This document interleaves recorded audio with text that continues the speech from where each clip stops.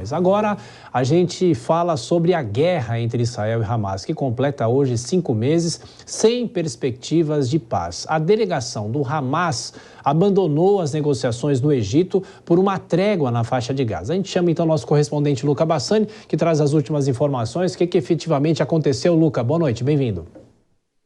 Boa noite a você, Thiago, a todos que nos acompanham. A gente tinha da cidade do Cairo, no Egito, uma comitiva do Hamas, também de outros países que tentam mediar esse conflito, como o Catar, o Egito, os Estados Unidos e também Israel, com o objetivo de transformar o mês sagrado para os muçulmanos do Ramadã em um período de trégua, aproximadamente 40 dias, além, é claro, da libertação de certos reféns que foram sequestrados pelo grupo terrorista em outubro do ano passado. Porém, a comitiva do Hamas abandonou completamente a cidade do Cairo. Alguns dizem para consultar os seus líderes, outros dizem porque não chegaram a um acordo, vão acabar desistindo dessa tentativa de trégua, e muito disso por conta de uma das exigências colocadas por Israel de que o grupo terrorista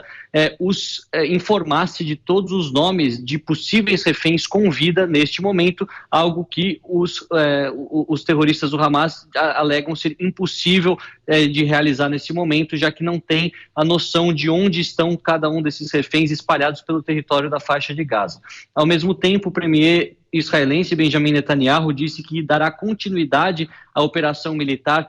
no enclave palestino, principalmente na região de Rafah, essa que é fronteiriça com o Egito e que acaba elevando a preocupação de vários órgãos humanitários, principalmente as Nações Unidas, sobre a possibilidade de um maior número de vítimas civis, dado que muitas pessoas mudaram do norte para o sul da faixa de Gaza, aproximadamente 2 milhões de pessoas, por conta de terem perdido as suas casas. A gente vê que há uma tentativa de transformar esta trégua, ou iniciar uma trégua que se torne algo mais duradouro ao longo do ano 2024, mas não há indícios que isso possa acontecer exatamente neste momento, ao mesmo tempo em que muitas pessoas morreram, tanto do lado de Israel, nós sabemos, mais de 1.200 pessoas e 250 reféns, enquanto que as autoridades sanitárias do enclave palestino de Gaza dizem que foram quase 30 mil mortos até o presente momento. Obviamente que essas informações precisam ainda ser confirmadas, mas é preocupante a crise humanitária que vai se instalando naquela localidade. Pois é, e por falar nisso, né, a falta de mantimentos, o presidente americano Joe Biden ordenou o exército dos Estados Unidos que estabeleça uma espécie de porto em Gaza. Como é que isso funcionaria?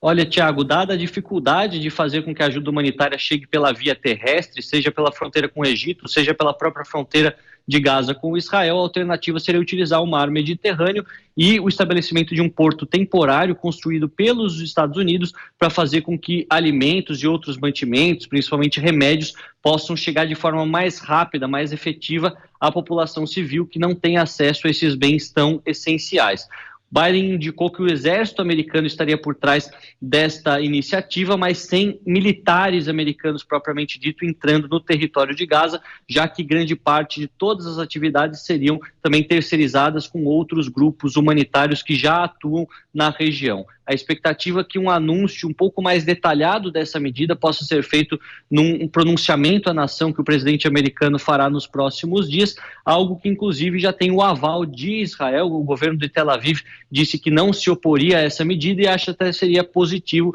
para facilitar com que a população de Gaza tivesse auxílio neste momento e a pressão de todo o mundo pudesse diminuir um pouco, já que tantos órgãos se colocam contrários ao governo de Israel neste momento. Então são 5 meses de guerra, a gente continua acompanhando. Luca Bassani ainda volta nessa edição do Jornal Jovem Pan.